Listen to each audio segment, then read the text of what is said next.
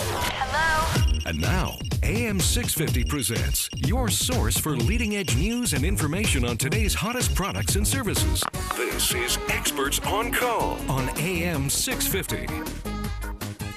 Good evening and welcome to Experts on Call, and our program tonight is all about pets. Phil Moriarty, the owner of the BC Canine Training Center, is back with us. Hello, Phil. Hi, Sterling Fox. It's good to have you back. Now, you and the gang from the Canine Training Center were up at Whistler recently on a recent program. You told us about it. In fact, we had the director of the Ski and Snowboard Festival from Whistler on with us, and she was talking about Dog Fest, and you and the team were part of it this year. Tell us about it. Yeah, that was Sue Eckersley we had on. Exactly. Yeah. Well, every year the Whistler puts on a ski and snowboard event. Yeah, I guess it's a pretty big thing. Huge. Yeah, huge. You've been to it? Only once, but it was pretty big. Okay, we have a Rachel Weiss is with us. I was just going to say, we have a mystery guest in the studio who's sort of introduced by accident. And Rachel, we owe you much more than that. Rachel Weiss is with the Richmond offices of the SPCA, formerly with the headquarters in the province, downtown in Vancouver, and is back with us on Experts on Call. Nice to see you again. Thank you. Nice to see you guys, too. And have you been up to Dog Fest in Worcester in previous years? I don't think I saw Dog Fest there previously. It was several years ago that I was there, but the amount of people that go down there, I'm not surprised they would try to make it even bigger. Yeah, apparently it's getting bigger and bigger every year. And you were doing demonstrations with the security trained dogs, right? That's right. They asked us to, on the 19th, to go up and do some demonstrations in the village for protection training. And so we had a couple of dogs and a couple of our guards go up, and we walked the public through some of the ins and outs of dog protection and how the government in British Columbia and the Justice Institute prepares dogs for the street for security purposes, and some of the rules, regulations around them, and the safety procedures, that sort of thing. But also some fun demonstrations about what the dogs can do, and we had a lot of fun. I'll bet you did. Now, that kind of opens the door at the BC Canine Training Center. You do, up to Justice Institute standards, train security dogs for professional work purposes, don't you? That's right, yeah. And this, of course, comes pretty naturally to you as a former police officer and a canine unit officer with both the Delta Police Department and then later with Vancouver, although you were mostly with the dog unit in Delta, right? That's right, yep. And then you went to the detective section in Vancouver. Oh, I had lots of fun wherever I go. I'll bet you did. Yeah. So, but I still have lots of fun now, and love working with the dogs. Right, and all those years of training with the police dogs, really talk about preparation for a later development in your career at the BC Canine Training Center. I mean, the police definitely just do it the right way, don't they? Well, certainly, and they do it the legal way. And it's also something. This is something, and Rachel, you'll appreciate this. Yep. Phil, when Phil was with the Delta Police Department as a canine officer, he had a dog partner. Yep. The dog that you ended up working with for quite a number of years was a rescue dog, Phil. Yeah. Yeah, I got it from the pound. That's quite amazing. Well, we used to call it the pound then. Do you still call things pound? There's still city pounds. Anyone that does animal control will still call it the city pound, just because most people understand what that means. So I'm not really aging myself that much. No, you'll call it a shelter or a pound, whichever one people recognize. Oh, good. Okay. So the SPCA, you call yours shelters, but the municipalities will call theirs the pound still. Pretty much, yeah. Okay. There's a bit of a distinction there. I mean, some of our branches still run animal control, so they could typically still be like, oh, well, my dog was lost. I better check out the city pound, and it'll be one of our places. But shelter is a bit of a nicer way of saying it most of the time. Yeah. So the bottom line is that's where it came from. And I probably went through 5 or 6 dogs before selecting that one. Just having the all-round physical and psychological ability to be able to perform the task. And, there's a lot of misconception about pure breeding and all that sort of thing. Right. What you want is a well-rounded fundamental. And once you get that, and the dog's got lots of heart, you you've got a partner. And as I recall from a previous conversation, you said you're looking for that well-rounded aspect of the animal is really most important. So this dog may not be particularly incredible at any one particular element, but they're very good at everything. Yeah, you want a breed that's able to do a number of things, not just be a one-trick dog, because the dog, for all of the protection training and that sort of thing, that's the least of what the dog does. But it has to be under control when you may have to reach that level. So, I mean, the dog is supposed to be friendly. He's out meeting kids and people, and should be comfortable in whatever circumstances or environments. Because there is that goodwill ambassador that comes with any animal attached to the police department. Look at the horse division, the same thing. They're always in contact with people who want to pet them and say hello. And so even though they're trained to take down a crook, they've still got to be able to handle unexpected hi-theres from people in the general public. That's right, and so they need to be well-rounded. Right. Rachel, have you ever come across in your years with the SPCA a dog that was snapped up by the police department? They just took one look at it and went, whoa. I don't think at any of our branches that's happened. I know they do some of their own breeding nowadays too, just to be able to control the temperament and the health conditions and everything like that. But I am showing my age there. I don't know how recently that's come around, but I know we do get a lot of younger shepherd crosses and dogs like that would probably be excellent candidates for them. Because, I mean, if we're getting them in at 8 weeks old, they're at their prime time to start learning from somebody. Right. And why not the police? Well, it's interesting. They had two of the newest recruits to the Vancouver City dog unit, Phil. I saw that. It was on TV, and they had a name contest. Yeah, name the puppy contest, and I don't remember. One of them was Griffin, and I can't remember the name of the really cute little 8 to 10 week old shepherd cross pups, tough looking little guys, but just cute as a button. Yep. And they had the naming thing in a school gymnasium, and there's a typical encounter with a police dog, right? A room full of 8-year-olds. Yeah. I mean, a police dog isn't there necessarily to hurt you. Right. A police dog can do a number of things. It can find you. True. And that might not be a bad thing. How long does it take, Phil, to train up, according to Justice Institute standards, a dog for a working career as opposed to a family pet? That's going to depend on two things. The dog, obviously. Sure. But typically it has more to do with the handler and how fast the handler catches on, and whether the handler is reading the dog properly. And it takes time with the dog to be able to see the subtleties of its behavior, to see what the indications are. Not all dogs indicate in the same way. If one's smelling something, you may give a quick little indication, and if you miss it, you've missed it. So there's ways of reading your dog. But the other thing is, some people are less coordinated than others, and sometimes there's coordination that comes in with some physical activity.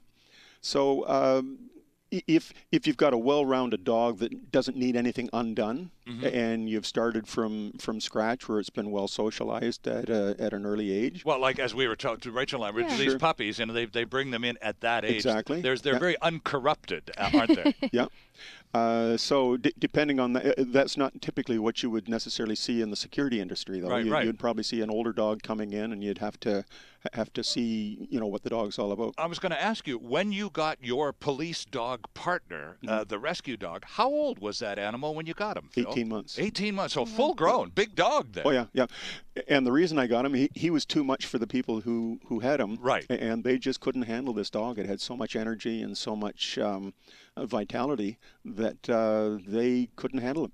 And, I looked at him and said, man, that's what I want. There's a ton of potential right there.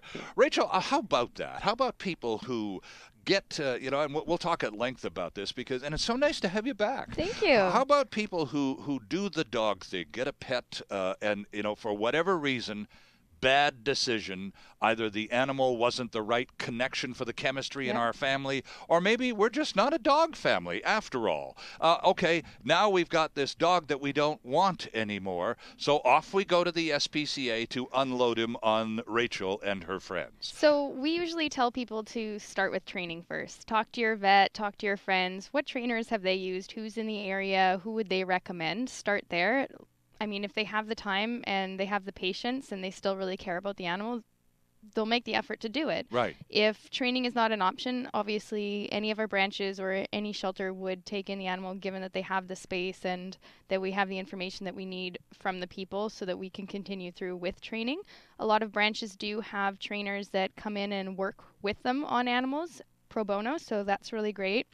And we're always trying to recruit more trainers for that.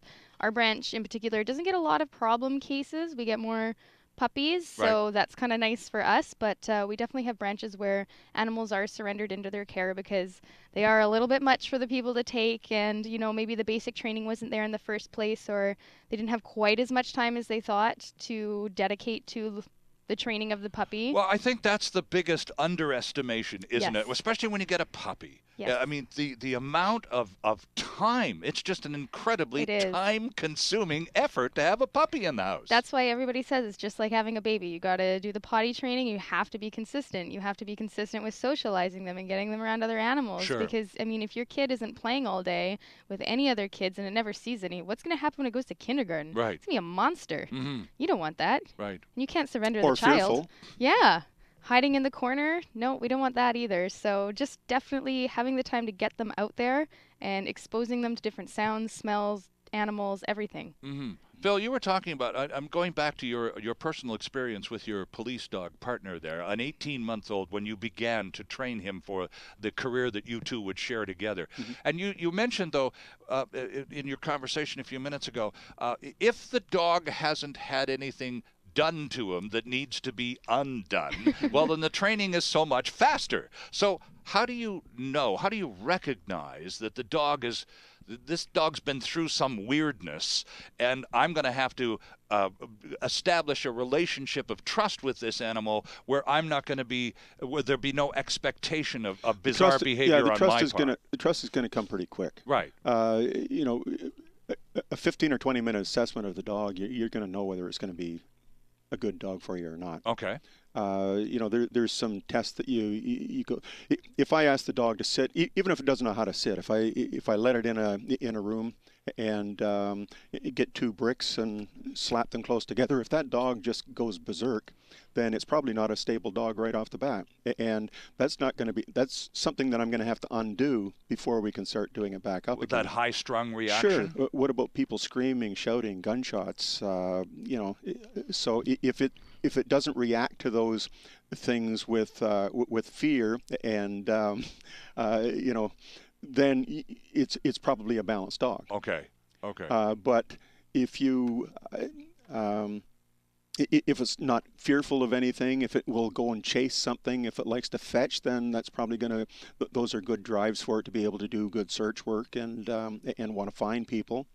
If you give it a tug and it wants to hold on to the tug, and it will fight you for the tug and really try and hold on, that's what you want, because that's going to be part of the taking. Right.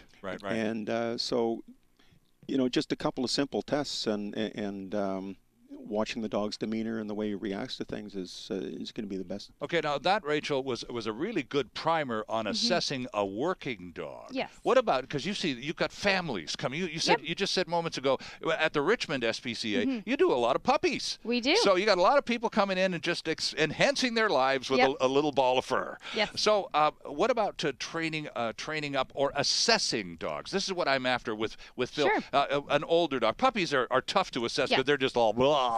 So puppy. But easy to mold. Oh, yes. yeah, right, exactly. But an older dog, what sort of things methods do you use to go through that initial? Is this dog okay or what? How do you do it? So we actually have what has been developed over many years, a temperament test. So any dog over about 7 months old that comes into our care has to go through this, and it has to happen within 24 to 48 hours. Okay. So there's a bunch of different ways we do it. We test them around other dogs. We test them walking by other dogs.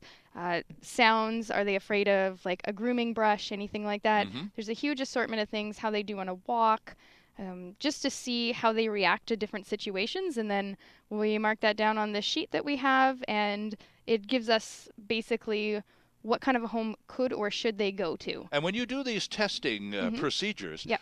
and you note all of the results, Yes. when a potential owner comes in to look at the dog and maybe take it away, do you share those test results with that person?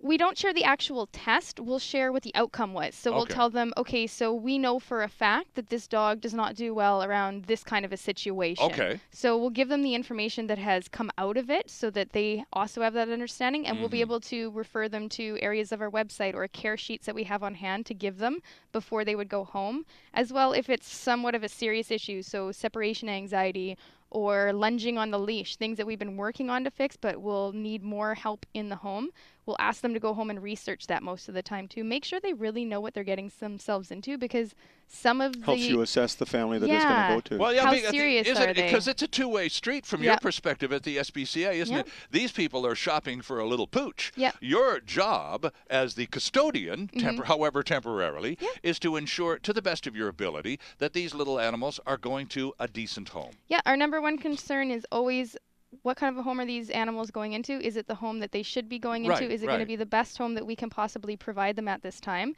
And 99% of the time it is. People that come in, they're awesome. People have done their research most of the time or are happy to do it.